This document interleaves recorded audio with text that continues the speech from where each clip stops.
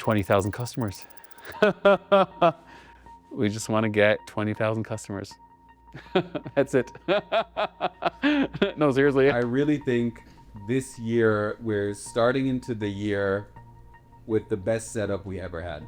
For me, it's like super insane in terms of the team, in terms of, you know, the tech.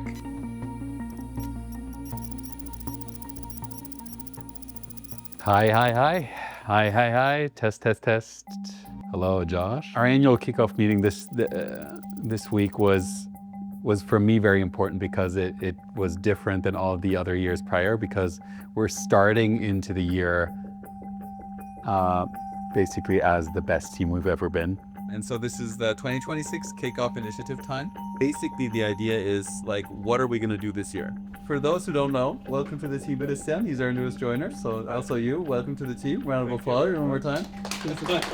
It's really great to be here and to see all of you. Yeah. And I'm Christian, I'm a software engineer. The biggest takeaway from the kickoff meeting was that everybody in our team is so involved in all aspects of the team that we're really like a hive mind now. My idea for this was that to help recruiters before it reaches the hiring manager. So basically March, April, May, we have like a second batch of important features. Everybody now feels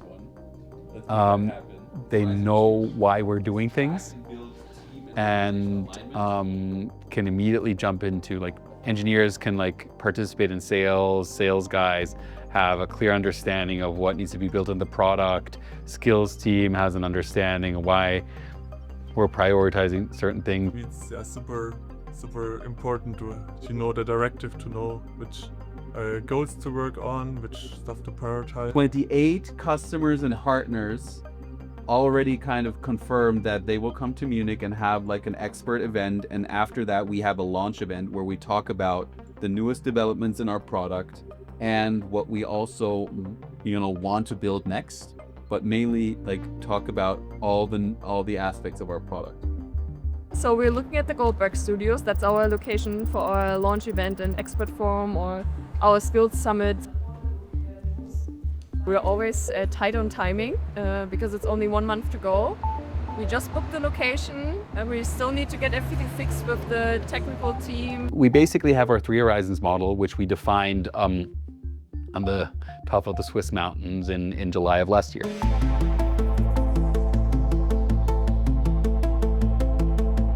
This is the top of the mountain where we'll take a bird's eye view on our company. Horizon 1 is, you know, creating and managing the best job and skill data for your organization. It's basically helping you build and design the best version of your organization. I think once we start putting this software in front of the user, we need to give them a kind of a guide explaining what is a job architecture, how can it best work for you, and how does good look like. I always hate when the website is so beautiful and the app looks so different. How great would it be if I have basically that same beautiful page that explains to me in a great way what a job architecture is and what great is, and repeat that in the dashboard. That brings so much consistency. It's also heavily linked to the opportunity with EU pay transparency. So really EU pay transparency, you know, in essence requires a job architecture in the way we built it. And so it's basically a law for every company to have the data that we produce. Yeah, that's obviously an opportunity. The main problem, like 20,000 customers, is distribution, right? So like 20,000 customers, you won't get there with this team by servicing individual customers. You need to build a system, you need to build partners that just absolutely, you know, love our product and that use it every day. So we need to find those partners all across the globe that are the perfect, you know, collaborators in getting those 20,000 customers, right? So distribution is not a problem, it's a challenge. It's just something to solve. We're solving it. Much of the work currently in planning is also extending our infrastructure to multiple regions across the globe. As you know, we have renewed interest from the US, from APAC, from Middle East. It's very crazy to work at Cobrainer. But it's also a lot of fun because I really love the team. It's great working with everyone. Even if you get frustrated sometimes, you always come back together and have fun. Personally, I like to have the challenge. The worst thing that can happen to me is boredom. Let's all give our AI Dan a round of applause for becoming a new dad. Cobrainer are the ones just keeping up with the demand, like not having some things just fall off the table. It's already becoming a little bit of a challenge, and it's going to be even more challenging. So we just have to be hyper on top of things. Anything we change with the changelog, there is prone to break because it's cluttered all around the code. The biggest challenge right now is actually structure. So we had some slight chaos, which is absolutely normal for the startup. And when you move fast, some things might break. But we have learned that we need to be more aligned in what features we plan on the timeline. You just have to kind of be stubborn, stick with it, don't quit. And eventually the market will react, people will coalesce, and everything will come together. So the white block where the pictures basically hung up on, that's what we need you to build. You know, we're gonna go to Las Vegas in a similar kind of vein as, in a similar kind of vibe as we did in Paris in 2024. You know, people asked us, why did you actually build this? Was it for marketing reasons?